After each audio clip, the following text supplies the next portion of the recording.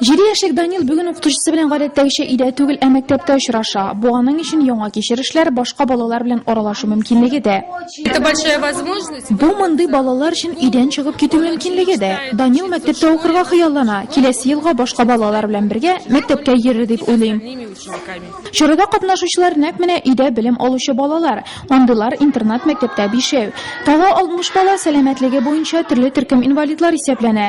Ammo bugun ular o'zlarining fizik mumkinliklari cheklangan etib to'ymadi. Shivirlar siladi, topishmoqlarga javob izladi, ham maqtov qog'ozlari oldi. Он любит мероприятия смотреть.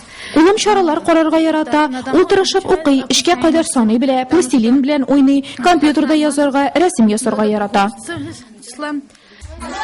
Bayram hurmatini o'tkazilgan chora konsert nomerlari bilan davom etdi.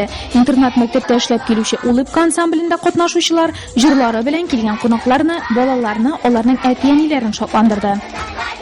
Biz maktabda ko'ngilli yashaymiz, ishlaymiz, beyib, shivirlar o'rganamiz. Turli to'garaklarga yuramiz. 18 dekabrda bu qizlar ham molaylar internat maktab donungoqlar uchun Qozonga bora.